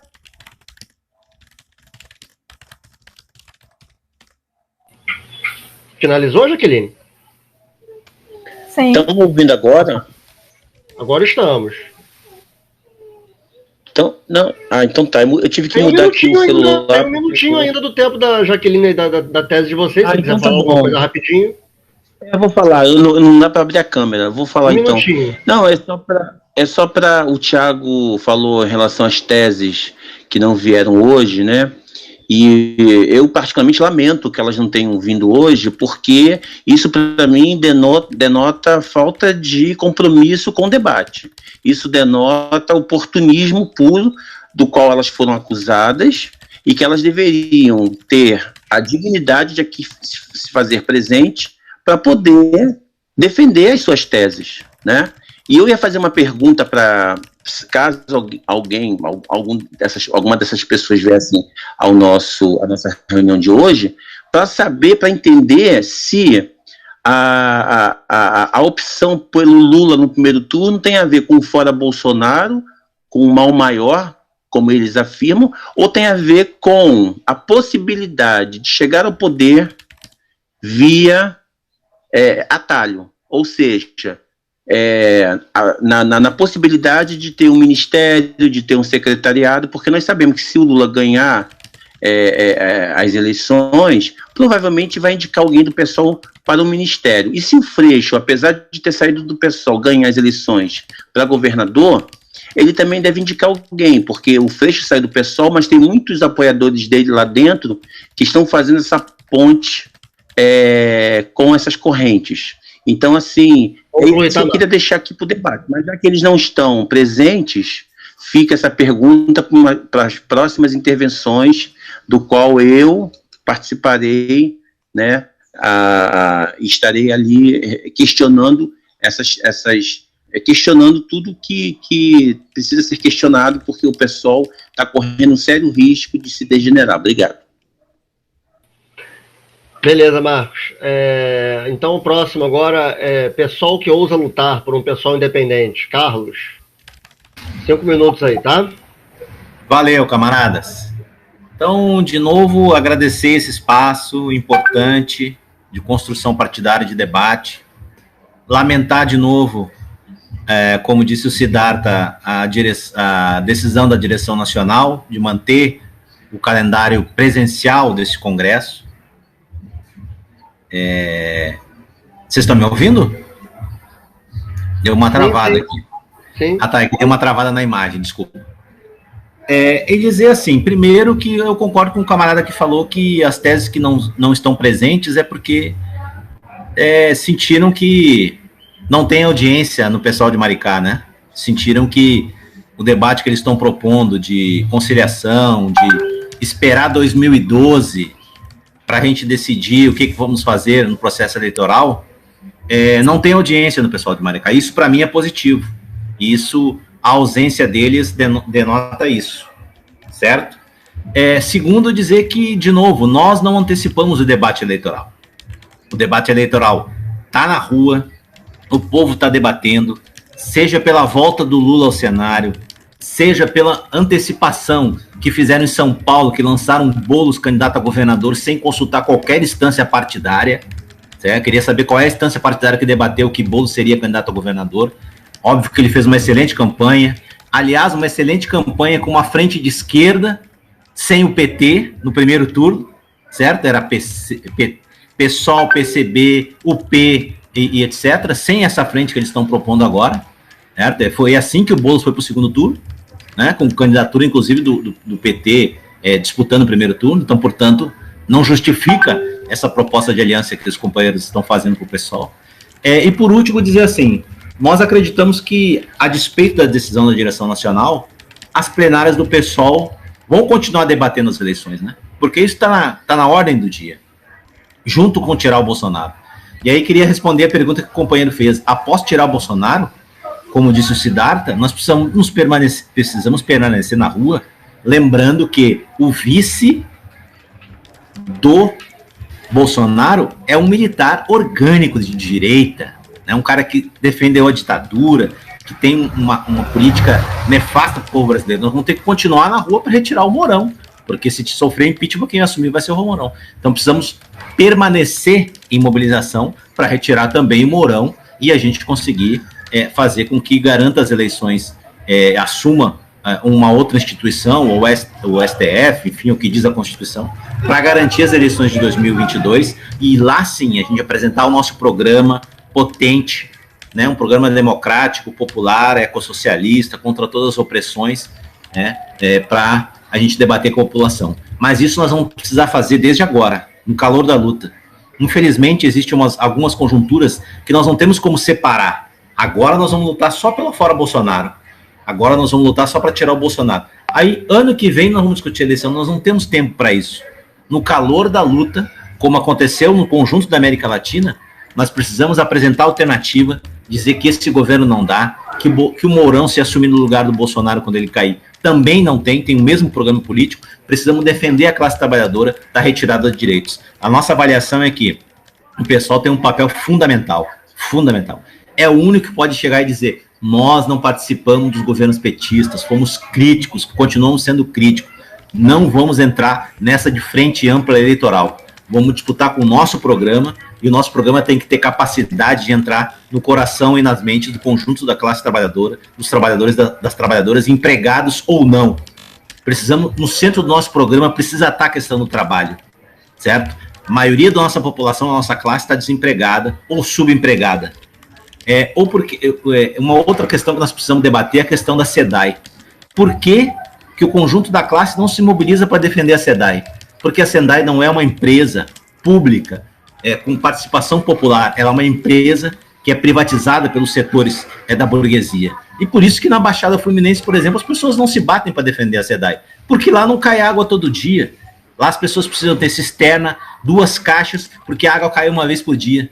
Então eles sucatearam a empresa para depois dizer, a solução é privatização, como sempre fizeram na década de 90, certo? Então esse para mim é o papel do PSOL. Quero, para finalizar, parabenizar o debate de Maricá, dizer que nós estamos juntos e acho que o conjunto da esquerda do PSOL vai conseguir unificar para esse Congresso, com todos os problemas que ele tem, nós vamos conseguir chegar numa plataforma conjunta para derrotar os setores que hoje defendem a conciliação de classe. Muito obrigado e parabéns pelo debate. Estamos juntos aí.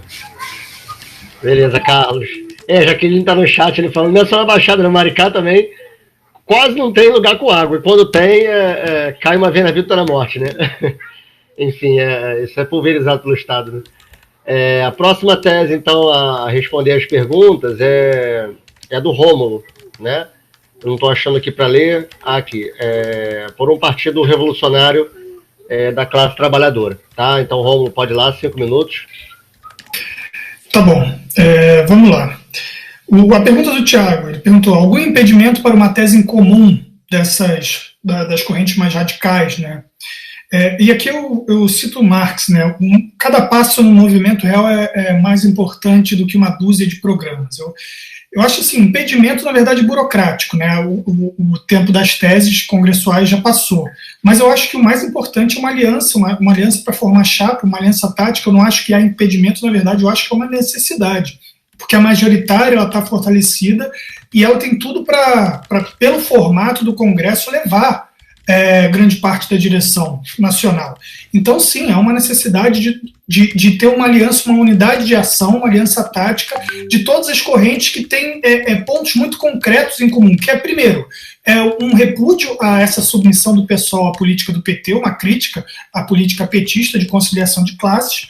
2, que deriva direto da primeira, uma candidatura própria, necessidade de independência política do partido, independência de classe, que o partido se torne realmente um partido que defenda os interesses da classe trabalhadora, essa independência. E 3, a luta pelo fora Bolsonaro já, pela derrubada do Bolsonaro nesse momento. Então, nós temos pontos em comum que, sim, há uma necessidade de uma união para a formação de chapa, uma união para a crítica a essa posição da majoritária. Então, isso aí eu acho que tem que acontecer. Segundo ponto, a segunda pergunta, foi não me lembro de quem, do Gabriel, se a derrubada do Bolsonaro para agora, se acontecer agora e depois, né? Bom, isso depende muito de como ele vai ser derrubado, porque, bom, se surgir um caso aí de corrupção que faça muita pressão e essa CPI só por si só baste para o impeachment, se ele não, ou seja, o essencial, se ele não for derrubado, se o impeachment não for resultado da pressão das mobilizações, então, bom, vai continuar a mesma lógica. Quem vai ter ganho com isso vai ser o próprio sistema político tradicional, que estava meio que em crise, se balançando, vai ser uma retomada da tradicionalidade da nova república, do esquema que estava sendo tocado por Fernando Henrique, por Lula, por Dilma. Isso vai retornar. Os grandes caciques, o centrão vai ser bem sucedido. Eu acho que aqui nós estamos numa crise, e o Bolsonaro representa essa crise de representatividade política, uma crise do sistema político da nova república, e essa crise ela tem 3 saídas apenas. Ou, o que me parece mais provável nesse momento, ou é a retomada do próprio sistema político, uma reestabilização do sistema político, que é o que o Lula representa nesse momento, é uma retomada da estabilidade desse sistema, ou seja, a continuidade da agenda econômica, continua totalmente a agenda econômica burguesa. A outra opção é um recrudescimento dessa radicalidade da classe trabalhadora, mas captada pelo Bolsonaro, porque não tem radicalidade na esquerda, captada pelo Bolsonaro. E aí nós temos a perspectiva de uma contra-revolução, de um fechamento de regime, de um golpe, ou o que quer que seja. Nesse momento é menos provável. Ou terceiro, a aparição de uma alternativa revolucionária de esquerda, para captar essa radicalidade latente na classe trabalhadora. Então são essas três opções. E uma vez que Bolsonaro caia pela pressão popular, o que, de novo, era muito difícil, porque é necessário, a minha visão, uma greve para isso acontecer, uma greve geral, uma greve de massas. Só por essas manifestações de rua, isso não é suficiente. A gente não pode fetichizar as manifestações de rua, ir lá final de semana, ou mesmo dia de semana, gritar, fazer um canto, fazer um discurso. A rua por si só, ela não é suficiente. Existe trabalho para ser feito nesse meio tempo, existe trabalho para ser feito nos bairros, nos locais de trabalho nos locais de estudo.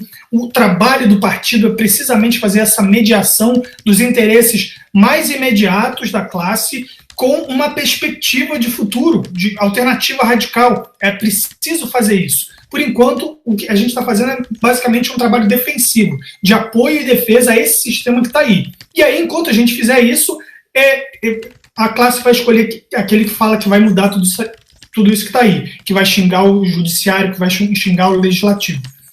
Então, e para terminar, a Genice perguntou como fazer a manutenção dessa disposição de ânimo, né? É precisamente uma evolução do movimento, né? Cabe nas costas das direções que estão convocando os atos apontar para o próximo passo nesse movimento, que eu já disse aqui, a Jaqueline também falou, é uma greve, é uma paralisação, é proletarizar os atos. Por enquanto, eles estão muito na classe média, muito nos setores dos servidores públicos e muito na juventude. Não tem um conteúdo operário, um conteúdo de trabalho, um conteúdo econômico das pautas mais imediatas dos trabalhadores. Para concluir, então é basicamente isso, é fazer essa mediação. Isso é papel do partido. Isso é papel do partido. Se não tiver nenhum partido para fazer isso, muito provavelmente isso vai ser captado por uma radicalidade de direita novamente. Porque Lula ganhando, ele vai tocar a agenda econômica e Bolsonaro pode se fortalecer na oposição, tá? É onde ele se fortalece mais. Valeu, Rômulo. Próxima, então, e última, Marinalva. Bem, eu queria começar por essa mensagem que eu postei aí do que ocorreu hoje na reunião do Diretório Nacional do PSOL, uma vergonha, né? Ocorreu a reunião do diretório, foi apresentada uma resolução sobre a pré-candidatura pelas correntes independentes que fazem parte da direção, mas que estão construindo a pré-candidatura do Glauber, e, logicamente, que não passou, né?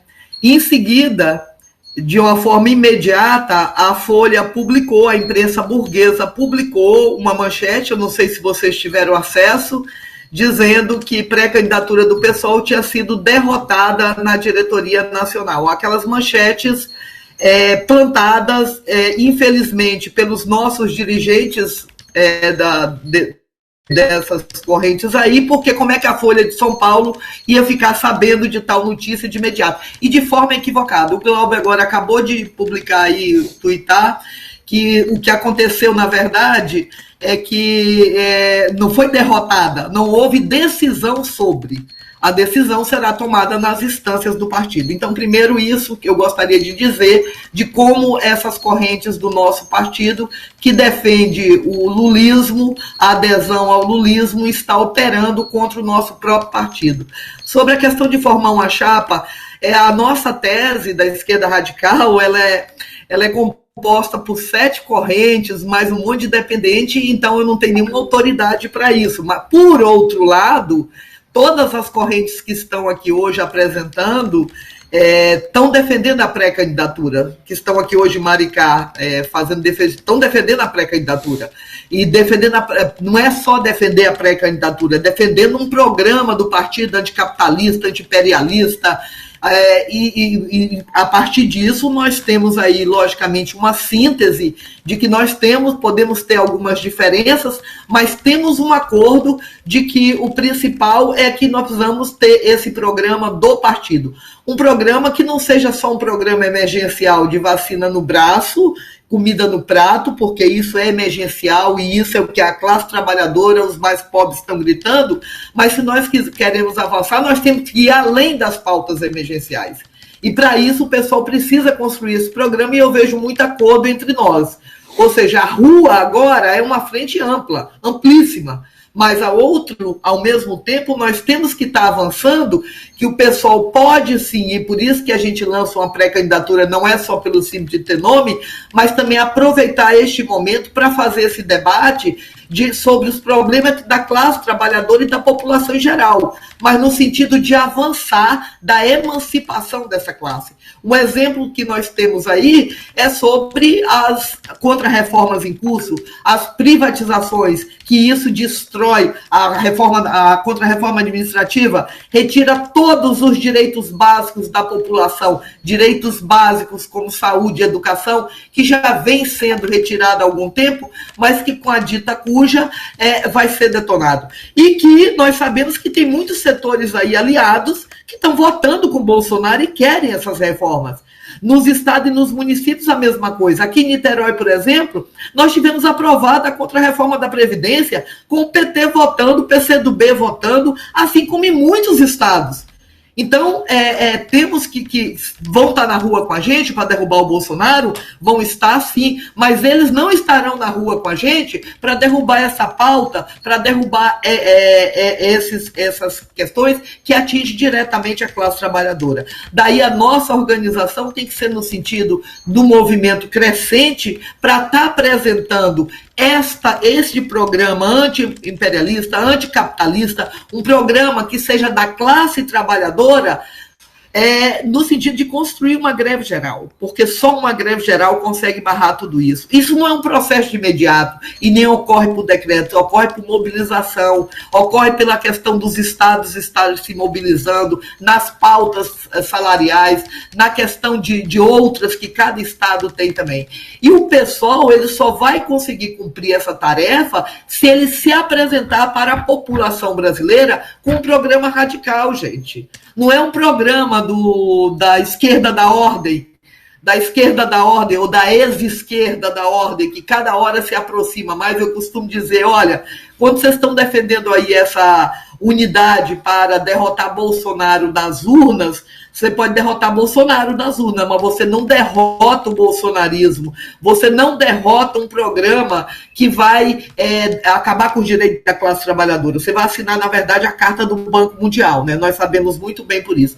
Então, temos que apresentar esse programa radical que coloque em a ordem do dia a urgência de mudanças estruturais na vida social, mas também temos que explicitar de forma compreensível a necessidade histórica da classe trabalhadora, que é muito além desse programa emergencial, que é uma forma de superação da barbárie capitalista e que uma candidatura como a do Lula, do Ciro, seja lá qual for, não tem nenhum objetivo quanto a isso. Então, essa frente classista e anticapitalista que deve ser construída pelo pessoal, que toque as lutas que nós sempre fizemos, mas que mais do que nunca precisam ser mais enraizada, que construa uma real alternativa política e programática de esquerda e socialista, que expresse um programa, um projeto de independência de classe. E voltar, logicamente, para essa política central, que é derrotar Bolsonaro, mas também organizar essa frente de esquerda aí para impulsionar essas lutas. Eu não vejo outra forma que não seja isso. É uma tarefa fácil? Não é, gente. Nós estamos vendo que dentro do nosso partido... concluir, tá, Marinalva? Tá bom. Desculpa, nós estamos vendo dentro do nosso partido, a disputa está sendo interna dentro do nosso partido. Hoje mesmo, isso é uma vergonha o que aconteceu, gente. Uma vergonha. A direção nacional, composta aí por esses setores que não precisam citar o nome, fazer isso com a gente. É querer enterrar um partido que realmente é uma alternativa. Desculpa aí ter passado um pouquinho do tempo. Obrigada, tá? Nada, que isso. Bom, gente, então encerramos por aqui, né? Alguém quer fazer alguma consideração final aí? Breve? Mas eu acho que é isso. Foi bom o debate, né? Todo mundo sai daqui satisfeito, né? Então desejar a todos aí um ótimo fim de tarde aí. Gabriel, Oi. só para dizer que, agora vocês estão me ouvindo, né? Só para dizer que a nossa eleição presidencial já está marcada para o dia 1º de agosto. Sim, 1º de agosto. A gente vai divulgar melhor isso, né? Mas a gente já deixou pré-agendado, né? Para poder dar tempo de a gente organizar, né? Até para ir para o pessoal ir organizando a militância aí, né? Mas então essa etapa virtual aí se encerra hoje. Ok, pessoal? É só mesmo uma contenção de alegria, porque a gente está sempre entre pares e ímpares. Hoje eu estou tão feliz aqui. Na reunião passada a gente teve um pessoal do outro lado, entre aspas, vamos dizer assim, né? Mas hoje a gente está aqui dominando o espaço. Ai, que bom, eu tenho participado de várias e hoje eu me senti tão acolhida, gente. Obrigada. A gente agradece a presença. Pachorra de perguntar quantos votos a gente teve aqui na nossa candidatura à vereança, para tentar defender estratégia puramente eleitoral. Então, assim, hoje é só alegria, né? A gente merece, né? Sábado à tarde, né? Pois é. É verdade. Pois é.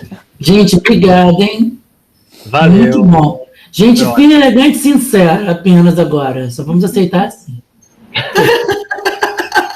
Ou então, quando a gente estiver assim, bem machucado, aí a gente fala, vamos nos reunir? Até liguei a câmera para poder falar com vocês e dar um oi.